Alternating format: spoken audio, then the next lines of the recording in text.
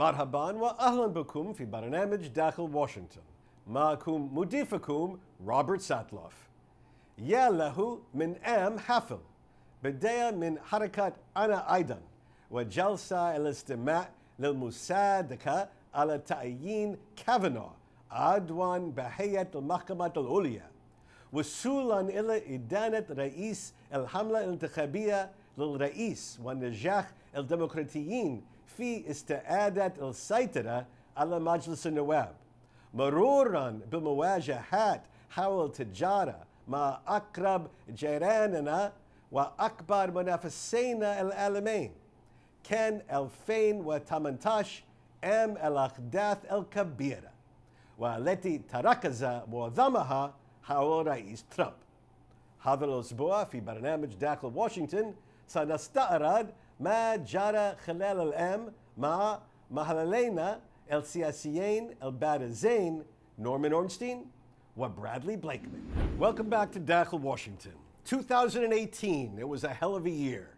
It was a year of great highs, great lows, great disasters, great triumphs. And we're going to take a look at all of this with our panel of political experts, Bradley Blakeman and Norman Ornstein. Thank you, gentlemen, for joining us today. Pleasure. All right, so we'll start at the beginning. What, in your view, is the biggest political story of the year? Brad? You know, domestically, tax cuts. The president delivered on his campaign promise in creating tax cuts, some of the largest we've ever seen in U.S. history. I think on the international scene, taking us out of the climate change agreement, taking us out of the Iranian agreement, putting our embassy in Jerusalem.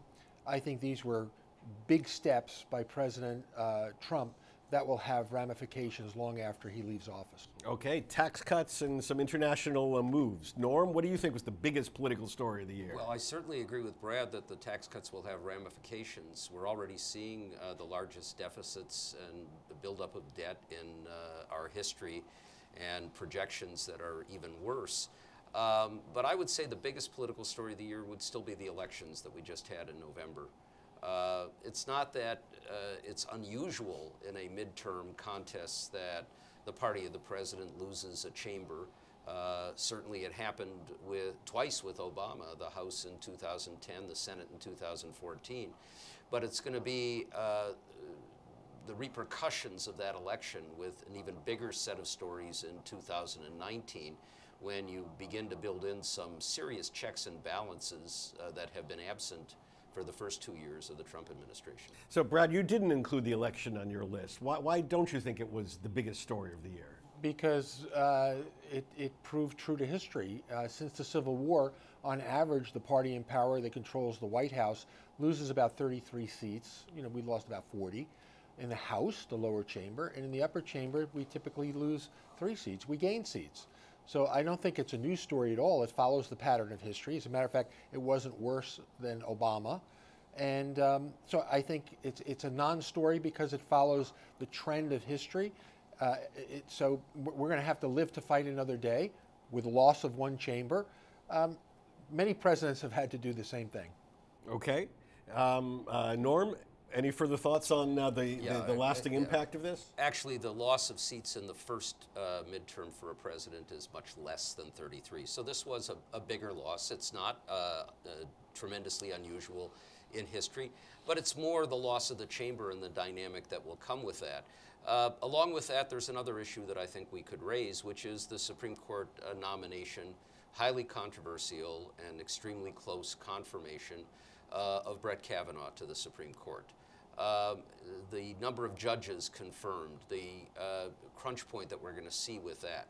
And of course, we can't let the discussion of 2018 go without talking about the Mueller investigation, which is moving forward, substantial numbers of indictments, guilty pleas. It's getting closer and closer to the White House itself. And we see with the volume of hysterical tweets that the president is doing that he's not real happy about the way things have been going there. Okay, I'm going to get into some predictions for 2019 later in the show, and I was going to ask you about where you think Bob Mueller is heading. But let's still focus on 2018 for a few minutes. You mentioned the Kavanaugh nomination. That brings me to the question I was about to ask, which is really the nexus of politics and culture the biggest cultural issue of 2018, and I have one at the top of my agenda. Let's see if I'm thinking the same you guys are. What do you think? I think the cultural agenda is the nastiness that has devolved in the political process. I think it's super divisive. I think it's corrosive. And I think, if anything, the Bush funeral that we just experienced kind of brought us together as a nation. It was very cathartic. If we can get back to that civility, I think that would be a great thing for America. And let me say, the Kavanaugh nomination, I think, was a reflection more poorly on the Democrats than it was the Republicans. The fact is that Brett Kavanaugh was treated unfairly, and I think that was something that shamed the Democrats quite badly. All right, Norm? Well, I have a somewhat different view of the Kavanaugh nomination and confirmation. It is a reflection of the tribalism that we see in our politics. I was struck with the Bush funeral. The name Trump was never mentioned. The president sat there with a stony face throughout, including in many of the humorous things that were said by former Senator Alan Simpson or former President George W. Bush. But the unstated was the contrast between the quite remarkably decent, civil George Herbert Walker Bush, widely venerated and admired across the political spectrum, and a president who isn't. I disagree with that. You disagree with that. I know you. I was actually trying to get at, for the biggest cultural story of the year was Me Too. And that's why the connection with the Kavanaugh nomination, whether one thinks the Democrats or the Republicans came out smelling like roses on this, the Me Too movement has, I think, enormous resonance across the country. I mean, taking down men in power in politics and industry and sports. It did, but there are a lot of other people, innocent people, caught up in the Me Too that we found out. This is another side of the story. And that's a problem. When the pendulum swings so far in one direction, innocent people get caught up in it. So the phenomenon of Me Too there was a benefit, but there was also a great detriment. How lasting do you think this that theme will be as we move into 2019? I think it's going to be very strong.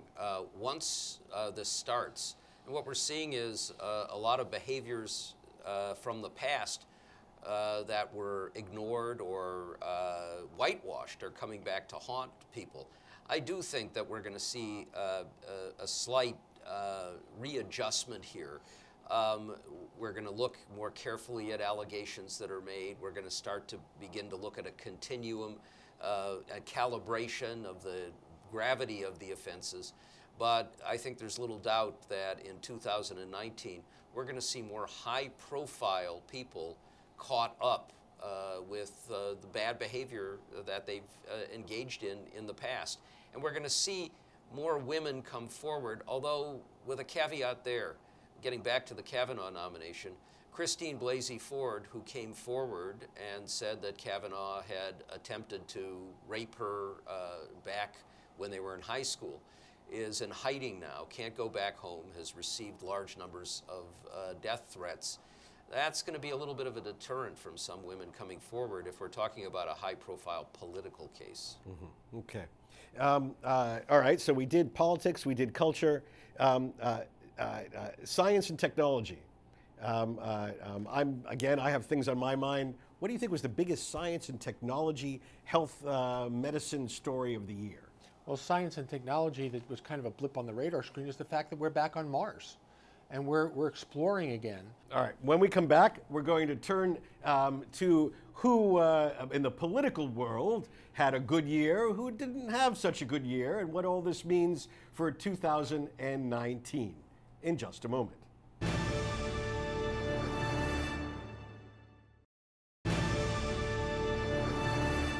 Our panelists again today include Norman Ornstein. Norm is resident scholar at the American Enterprise Institute and one of America's wisest experts on politics, Congress, and the presidency. A native of the great state of Minnesota, he's contributing editor and columnist for the National Journal and the Atlantic magazines, and an election analyst for BBC News. Sitting to his left, geographically that is Bradley Blakeman, a professor of public policy Politics and International Affairs at Georgetown University and former president of the conservative advocacy group Freedom's Watch. Brad served in the White House under President George W. Bush as Deputy Assistant to the President for appointments and scheduling, vetting, and research. He is currently a frequent media commentator on such outlets as Fox News, MSNBC, BBC, and CNN. All right, gentlemen, who had a really good year, politics? Who was the comeback player of the year? Who had a really good year?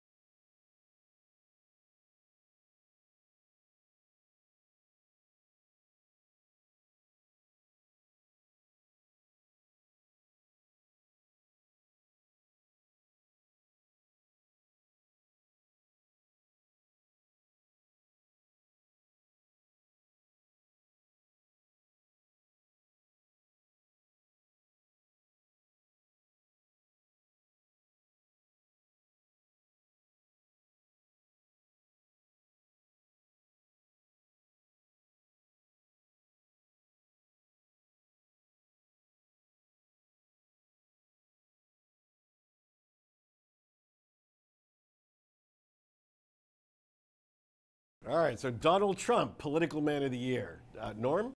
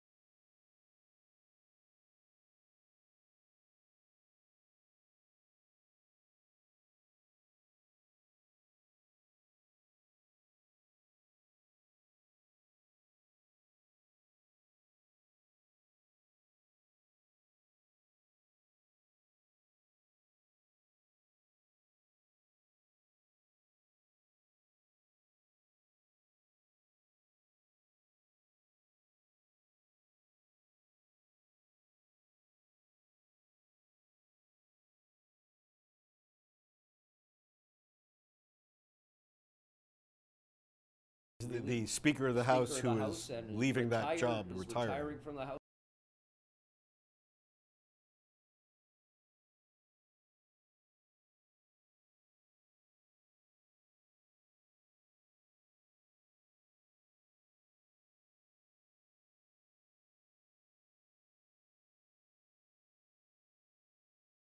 Who had a really bad year, Brad?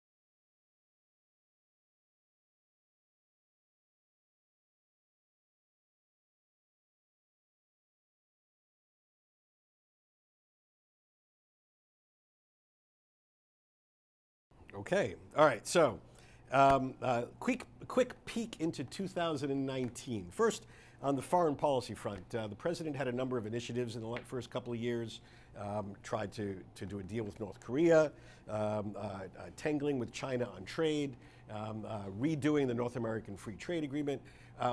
Where do you think, if he chooses to do an international initiative in 2019, where is he going to be looking?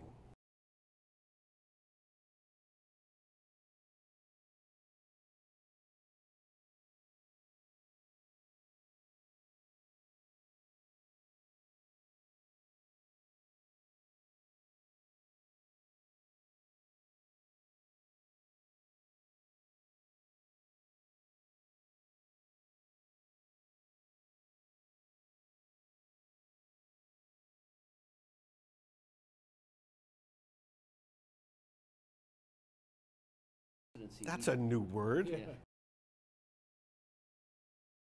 It's new, exactly.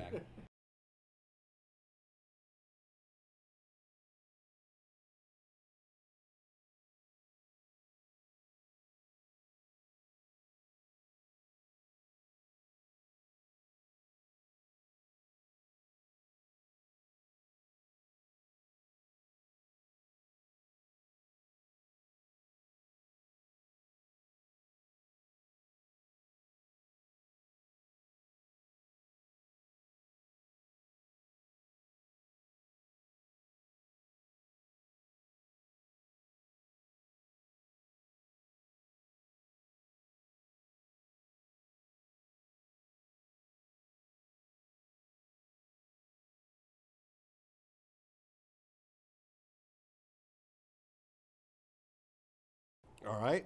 Brad, on the foreign front, where do you see initiative? China.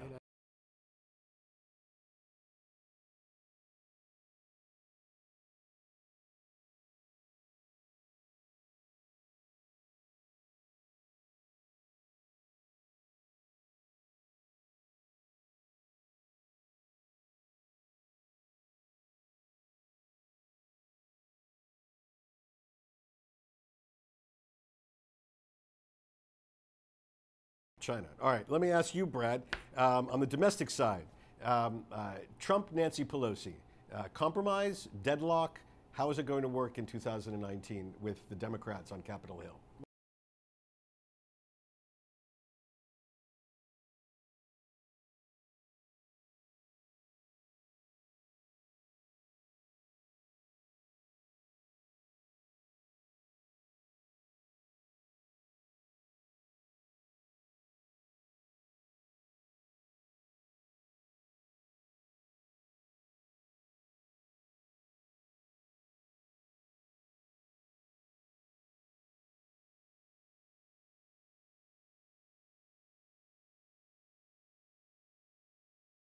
So do you think deadlock or compromise?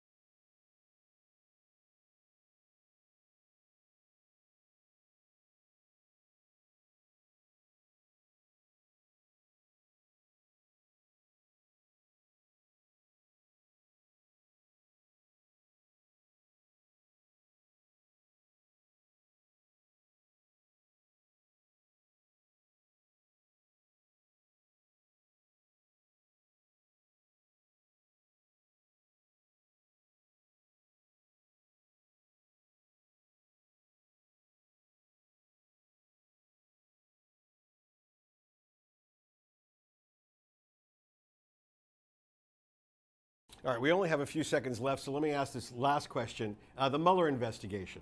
And very briefly, in 2019, do you expect an announcement, an indictment, a finger pointing directly at the president? Yes or no?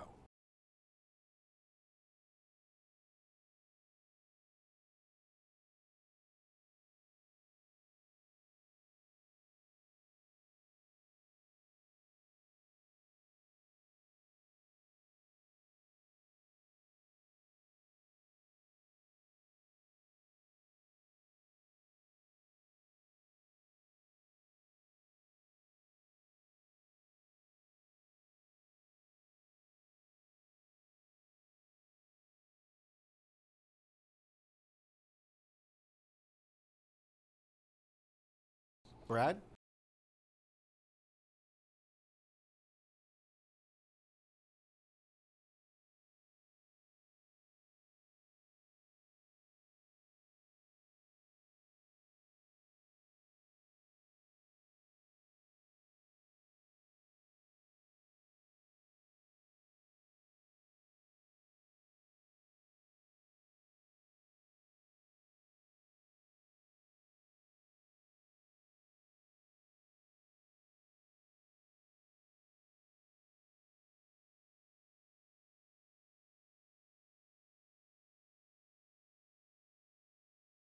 And do you think these will touch the president? I do not.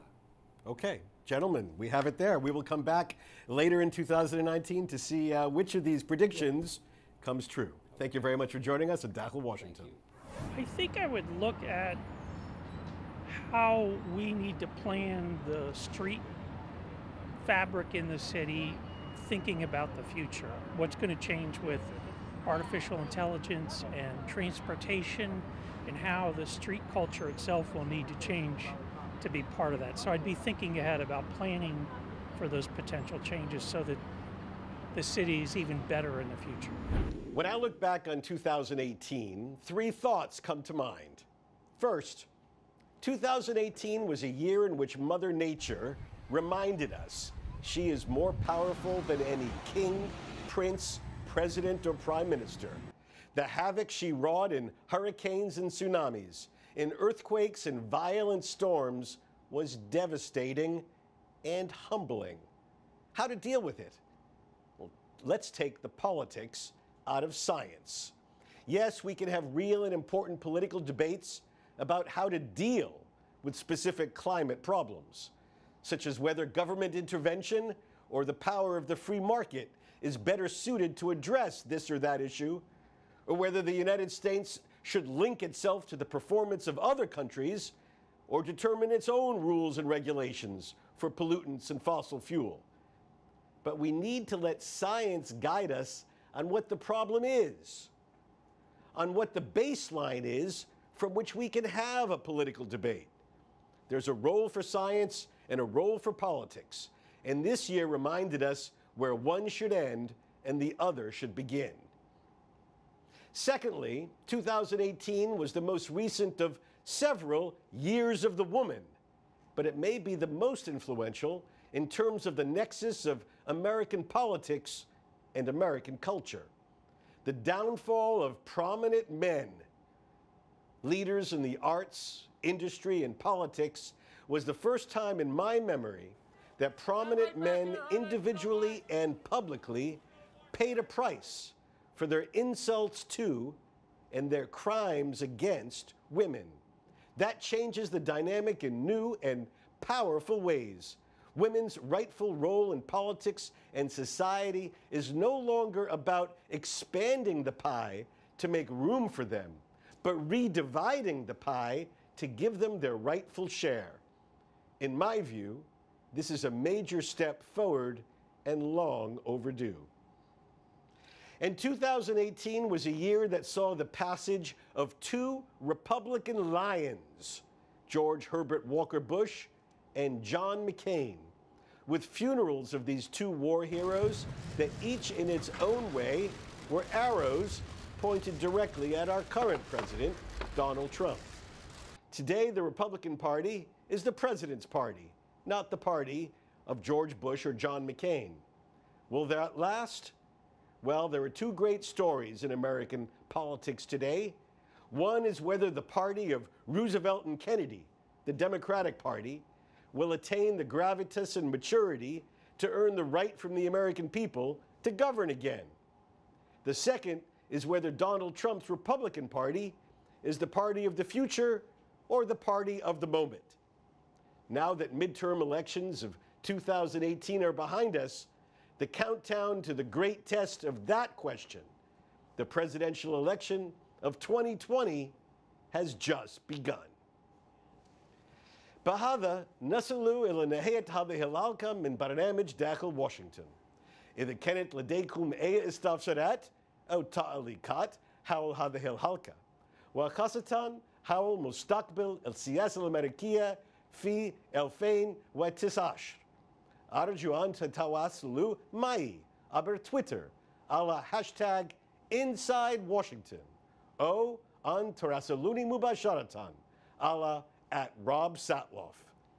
سأراكم الأسبوع المقبل، وإلى أن ألقاكم، شكرا لكم وإلى اللقاء.